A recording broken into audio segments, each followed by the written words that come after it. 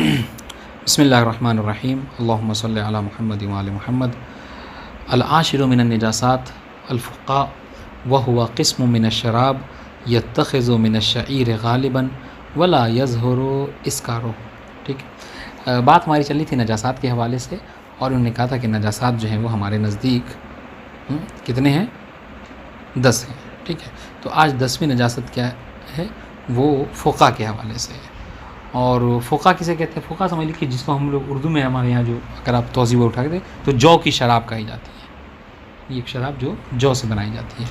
ٹھیک ہے، تو یہ بھی کیا ہے؟ یہ غالباً کہہ رہے ہیں کہ جو سے بنائی جاتی ہے. یہ شراب بھی جو کیا ہے؟ نجاسات میں سے ہے.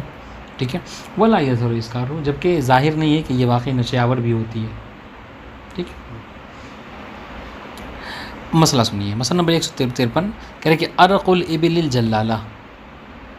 ٹھیک ہے، نجاسات میں سے ہے کہ وہ ابل، وہ اونٹ کے جو جلالہ ہو، یعنی کیا؟ نجاست خور ہو. ٹھیک ہے، یعنی وہ کیا نجاست خور، یعنی کیا مطلب؟ یعنی پاک چیزیں کم اور نجاست جو ہے وہ زیادہ کھائے، پخانہ وغیرہ کا عادی بن جائے. ٹھیک ہے، وَكَذَلِكَ غَيْرُ مِنْ، اور یہ صرف یہی نہیں بلکہ اس کے علاوہ بھی جو حیوانات ہیں کہ جو جلال کھانے لگیں، حتیٰ کہ مطلب آپ کے گھر کی مرغی وغیرہ، سمجھ لیں، اگر وہ بھی مطلب اپنا گزارا یہ نالی وغیرہ گندگی کو کھانے پہ کرے نجاسات، تو لا يحكم بالنجاسة الا اللہ. ٹھیک ہے، لا يحكم بالنجاسة الا اللہ. ہاں، تو کہہ رہے کہ یہ اس کا جو پسینہ ہوتا ہے عرق، یہ کیا ہے؟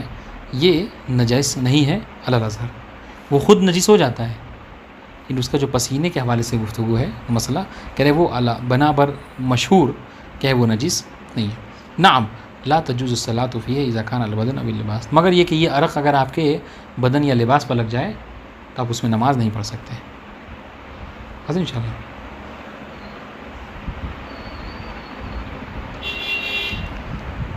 مسئلہ نمبر 154 الازہر و طہارۃ عرق الجنوب من الحرام. ہاں، کہہ رہے کہ مشہور یہ ہے کہ اگر کوئی مجنب ہوا ہو حرام کام کے ذریعے سے، ٹھیک ہے، انسان جو ہے مجنب ہوتا ہے کبھی کبھی حرام کام کے فعل کو انجام دے کر، یہ بہرحال اپر واضح ہے. مثلا وہ زنا کیا اور مجنب ہوا الیاذ باللہ. ٹھیک ہے، تو کہہ رہے اس کا جو پسینہ ہے، مجنب شخص کا پسینہ، یہ نجس ہے یا نہیں ہے؟ تو کہہ رہے کہ پاک ہے بنا بر قول مشہور کے. ولا تجوز الصلاۃ فی الحال، مگر یہ کہ کیا اس صورت میں انسان نماز پڑھ سکتا ہے؟ نہیں پڑھ سکتا. تو کہ اگر کسی کا پسینہ، ایسے شخص کا پسینہ آپ کے کپڑے سے بدن سے لگ جائے تو اس میں آپ نماز جو ہے کیا ہے؟ نہیں پڑھ سکتے. ومنہ عرق الرجل الذی یقارب زوجته فی زمان یحرم مقاربۃ فیہ کزمان الحیض. اس طریقے سے یہی نہیں بلکہ ایسے شخص کا بھی پسینہ کہ جس نے اپنی زوجہ سے مقاربت کی ہو ایسے زمانے میں کہ جب پہ اس سے مقاربت کرنا، قربت کرنا کیا ہے؟ حرام ہو، جیسا کہ زمانے حیض میں. ٹھیک ہے، اور اس پہ جو پسینہ ہو وہ آپ کے بدن یا لباس سے لگ جائے تو آپ اس سے نماز نہیں پڑھ سکتے. نعم اذا کان الوطء مع الجہل بالحال اور غفر فلا اشکل فی طہارت عرق. لیکن ہاں، اگر وہ جانتا ہی نہیں تھا کہ حالت حیض میں مثلا جمع کرنا حرام ہے انشاءاللہ، یا پھر یہ کہ غفلت تھی اور اس صورت میں اس نے ایسا کیا، تو پھر جو پسینہ ہوگا وہ پاک ہے، اس میں کوئی حرج نہیں ہے. وہ فی جواز الصلاۃ فیہ، اور اس میں نماز بھی پڑھی جا سکتی ہے. حاضر انشاءاللہ. اب ایک اہم مسئلہ ہے، کہہ رہے کہ بھائی یہ ہو سکتا ہے امتحان میں آپ کو آ جائے، کہہ رہے ینجس الملاقی، اس کو عام طور سے کہا جاتا ہے کہ نجس چیز، ٹھیک ہے، کوئی پاک چیز نجس کب ہوتی ہے. ٹھیک ہے، یہ عام طور سے ہیڈنگ جو ہے وہ اردو کتابوں میں لگایا جاتا ہے کہ کوئی پاک چیز نجس کب ہو جاتی ہے. تو کہہ رہے ینجس الملاقی نجس مع رطوبۃ المسریہ فی احدہما. ٹھیک ہے، جب ایک چیز پاک اور دوسری چیز نجس ہو اور دونوں ایک دوسرے سے مل جائیں، ٹھیک ہے، تو ایک چیز اگر گیلی ہو حاضر انشاءاللہ اور اس کا گیلا پن دوسرے سے سرایت کر جائے تو جو پاک چیز ہے وہ نجس ہو جایا کرتی ہے. ٹھیک ہے، اسی لیے کہتے ہیں کہ اگر سوکھا کتا انسان کے جسم سے ٹچ ہو جائے، انسان جسم جو کہ نجس نہیں ہے. ٹھیک ہے، وَكَذَلِكَ الْمُلَاقِي لِلْمُتَنَجِّسِ بِمُلَاقَاتِ النَّجِسِ. اسی طریقے سے اگر کوئی نجس شے ہے، ٹھیک ہے، الملاقی للمتنجس ہے بملاقات النجس، اگر نجس چیزوں سے ملنے کی وجہ سے کوئی چیز جو کیا نجس ہو جاتی ہے تو اس سے بھی اگر کوئی چیز مل جائے تو بھی کیا ہے وہ نجس ہو جاتی ہے. حاضر انشاءاللہ. اب اس کی مثال دیں گے تو بات آپ پہ زیادہ واضح ہوگی کہ آپ کا ایک ہاتھ نجس تھا، ٹھیک ہے، کسی پیشاب وغیرہ کے چھونے کی وجہ سے، کسی اور چیز کی وجہ سے تری تھی اس میں، اب اس سے آپ نے کیا ہے دوسرا ہاتھ بھی چھو لیا، تو آپ کا دوسرا ہاتھ بھی کیا ہے نجس ہو جائے گا.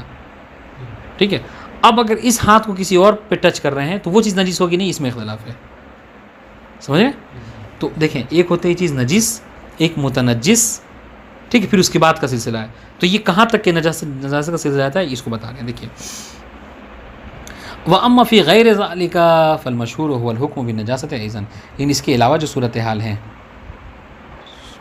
یعنی کیا، یعنی وہی جیسے اس کو مثال پڑھتے پھر آپ عبارت پہ آئیے تو ہم سمجھتے ہیں زیادہ واضح ہوگی بات. سنیے مثلا لکھا ہے آگے نیچے والی لائن پہ مثلا ہے نا. دیکھیے اذا لاقت الید الیمنی البول فہی تنجس. ٹھیک ہے، آپ کا دایاں ہاتھ کسی پیشاب سے ٹچ ہو گیا تو کیا دایاں ہاتھ نجس ہے کہ نہیں ہے؟ نجس ہے؟ نہیں ہے. دایاں ہاتھ ہے نا، ہاں مطلب دایاں ہاتھ کے اوپر اگر لگ جائے، پیشاب لگ جائے تو ابھی مثال شروع کر رہے ہیں. دائیں ہاتھ پہ پیشاب لگ گیا، نجس ہو گیا. ٹھیک ہے، سنیے فَإِذَا لَاقَتْهَا يَدُ الْيُسْرَىٰ مَعَ رُطُوبَةٍ يَحْكُمُ بِالنَّجَاسَةِ أَيْضًا. اب سنیے، اب وہ آپ کی دائیں ہاتھ میں پیشاب کی تری تھی، اس سے آپ کا کیا ہوا بایاں ہاتھ بھی ٹچ ہو گیا. کس سے؟ پیشاب سے نہیں، دائیں ہاتھ سے. تو آپ کا کیا بایاں ہاتھ نجس ہوگا کہ نہیں؟ ٹچ نجس ہے. کیوں؟ اس لیے کہ اس کو کہتے ہیں کیا، ملاقات بالمتنجس.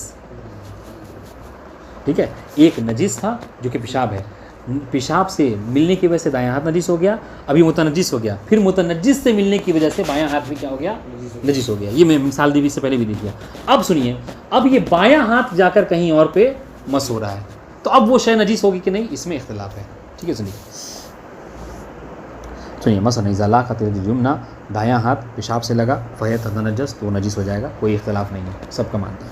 فَإِذَا لَاقَتْ الْيَدُ الْيُسْرَىٰ مَعَ رُطُوبَةٍ، رطوبت کے ساتھ یہ تری تھی دائیں ہاتھ میں اور بایاں ہاتھ بھی جو کیا اس سے جا کر مل گیا. ٹھیک ہے، یا پھر آپ کا ہاتھ دائیں ہاتھ پر سوکھ گیا تھا پیشاب سے، لیکن آپ کا جو بایاں ہاتھ تھا وہ تر تھا اور وہ جا کے سوکھ گیا، اس میں لگ گیا دائیں ہاتھ میں، تو بھی کیا ہے وہ نجس ہو گیا. سنیے تو کیا کریں گے، یہ نجاست ہے. تو یہاں پر بھی بایاں ہاتھ بھی آپ کا نجس ہو جائے گا، کوئی اختلاف نہیں ہے.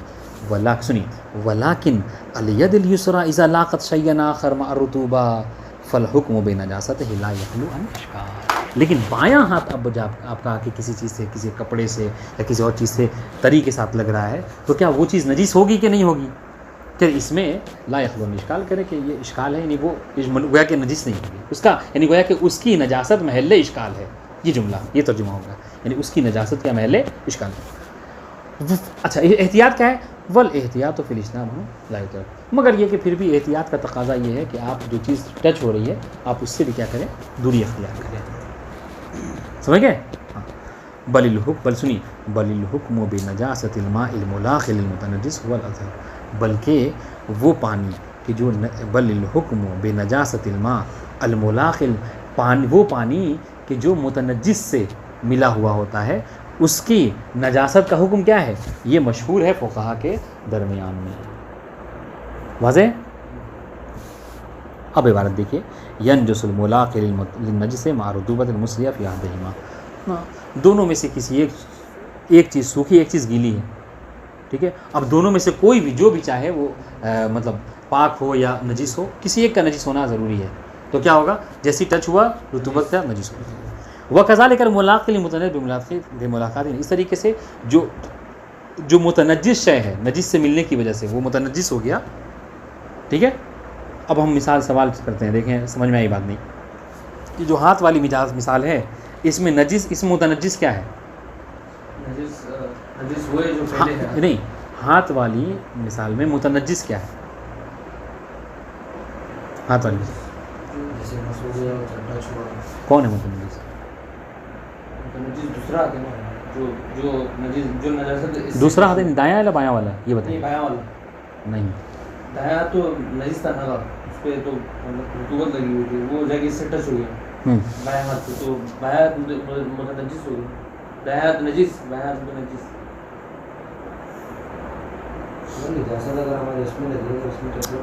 تو ہے اگر وہ متنجس ہے تو پھر تو مطلب اس کے بارے میں کہہ رہے کہ تو اشکال نہیں ہے، مطلب وہ محل اشکال ہے. بایاں ہاتھ تو پاک کہہ رہے ہیں. نجس، اب متنجس کیا ہوگا؟ متنجس ہوگا آپ کا دایاں ہاتھ، کیونکہ وہ جا کے نجاست سے لگا ہے.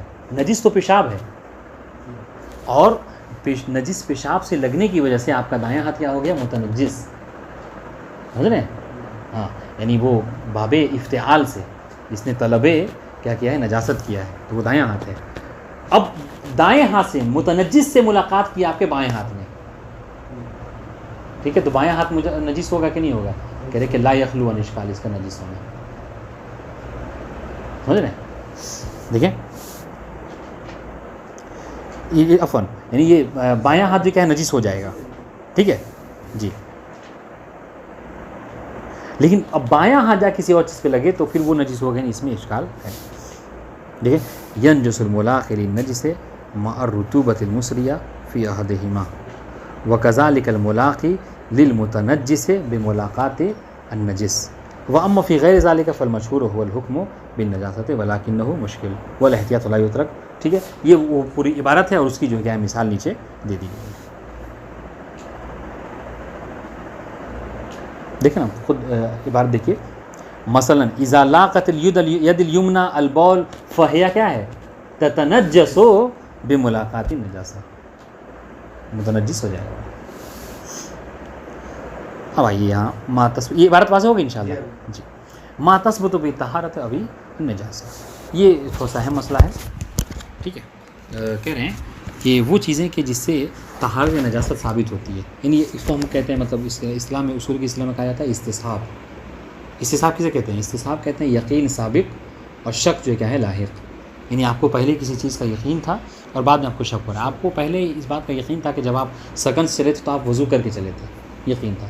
یہاں آ کے جب اذان ہو رہی اب آپ کو شک ہو رہا ہے کہ میں نے جو یہ وضو کیا تھا وہ میرا وضو باقی ہے یا نہیں تھا کہ میں نماز پڑھ سکوں، تو یقین سابق ہے۔ اب شک ہو رہا ہے کہ وضو ٹوٹا ہے یا نہیں، باطل ہوا ہے کہ نہیں، تو کیا کریں گے؟ کہہ رہے ہیں کہ یہ استصحاب ہے، بنا کرنے رکھیں گے آپ اس پر کہ آپ باوضو ہیں، ٹھیک ہے۔ اسی کے برخلاف کیا ہے؟ آپ نے وضو نہیں کیا تھا، اب یہاں پہ آ کے شک ہو رہا ہے کہ ہم نے وضو کیا تھا کہ نہیں کیا تھا، بس ان شاء اللہ۔ تو جو یقین سابق ہوتا ہے تو اس کو کہتے ہیں لا تبطل الیقین بالشک، آپ جو کیا ہے یقین کو شک کے ذریعے سے جو کیا ہے باطل نہیں کر سکتے، یقین ہے بہرحال۔ تو یہ کہنا ہے کل ما شک فی نجاست مع العلم بطہارت سابقا فهو طاہر، ہر وہ شے، ٹھیک ہے، کہ جس کی نجاست میں شک ہو جبکہ آپ کو اس کی طہارت کا پہلے علم ہے، تو وہ چیز کیا ہے؟ وہ چیز کیا ہے؟ وہ پاک ہی ہوا کرے گی، بس انشاءاللہ۔ وَكَذَلِكَ فِيمَا إِذَا لَمْ تَعْلَمْ حَالَتُهُ السَّابِقَةَ، اس طریقے سے ہر وہ بھی چیز پاک ہوگی کہ جس کا آپ کو پہلے اس کی پہلی کیا حالت تھی، نجس تھی یا پاک، آپ کو نہیں معلوم ہے۔ تو اس صورت میں کیا ہے کہ کل ما کہتے ہیں کہ ہر چیز آپ کے لیے کیا ہے؟ حلال ہے، ہر چیز آپ کے لیے پاک ہے، کل شیء لک طاہر، واضح انشاءاللہ، یہ بھی ایک قانون ہے۔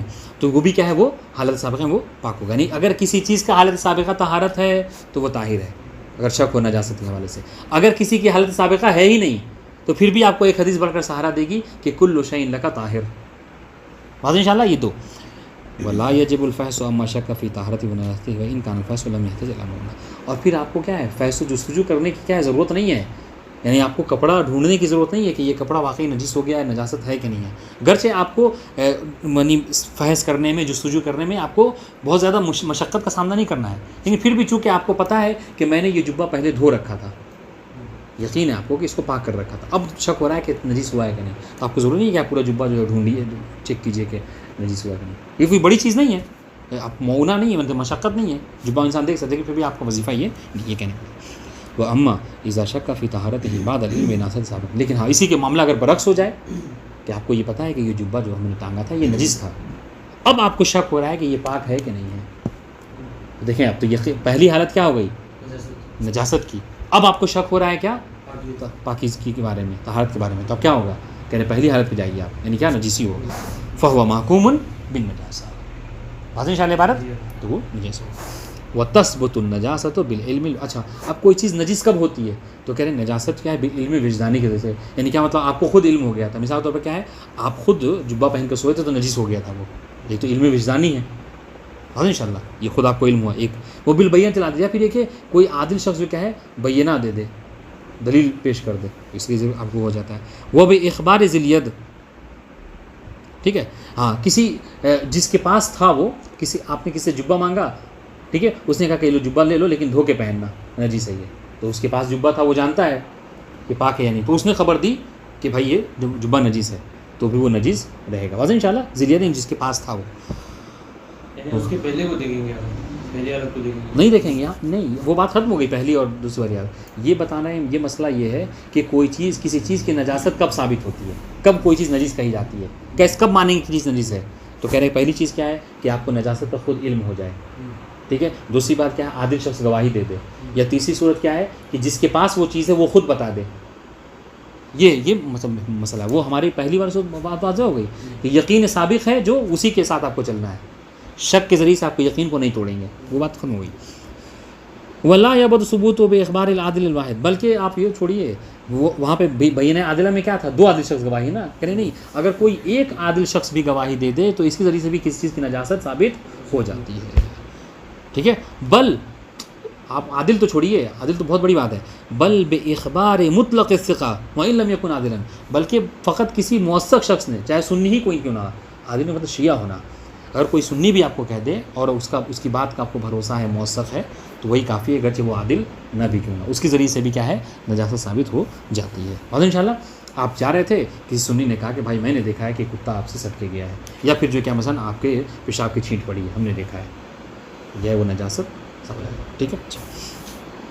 ولا تثبت النجاست بالظن وتثبت الطہارہ بما ثبت تثبت به النجاسہ. ہاں ولا تثبت النجاست بالظن, ہاں زن کے ذریعے سے نجاست جو ہے کیا ثابت نہیں ہوتی ہے. وتثبت الطہارۃ بما تثبت ولا تثبت النجاست بالظن وتثبت الطہارۃ بما تثبت به النجاسہ. ہاں زن کے ذریعے سے کیا ہے آپ کو نجاست, آپ کو کسی بارے میں زن ہو رہا ہے کہ کیا یہ چیز نجیس ہوئی ہے کہ نہیں ہوئی ہے, تو زن کے ذریعے سے نجاست ثابت نہیں ہوتی, ٹھیک ہے. وتثبت الطہارۃ بما تثبت به النجاسہ. اچھا چلیے بات ختم ہو گئی, آپ نے نجاست کی بات کر رہے تھے. طہارت کیسے ثابت ہوتی ہے کسی چیز کی, کوئی چیز پاک ہے تو کہ جن چیزوں سے کسی چیز کی طہارت نجاست ثابت ہوتی ہے انہی چیزوں سے کیا ہے طہارت بھی ثابت ہوگی. یعنی کیا مطلب, آپ کو خود یقین ہے کہ یہ چیز پاک ہے, آپ نے خود اپنے ہاتھوں سے دھویا ہے اس کو تو پاک ہے. 2 عادل شخص نے گواہی دی وہ پاک ہے, حتیٰ کہ کسی عادل شخص, ایک عادل نے گواہی دی وہ پاک ہے. غیر ان الاحوط ہونا اللہ یاتم الاخبار الواحد و ان کان عادلا.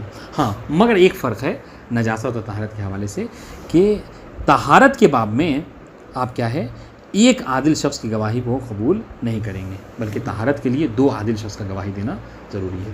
تو اب رہی بات سکہ کی, سکہ سے طہارت ثابت ہوگی کہ نہیں ہوگی, سکہ کے ذریعے سے نہیں ہوگی.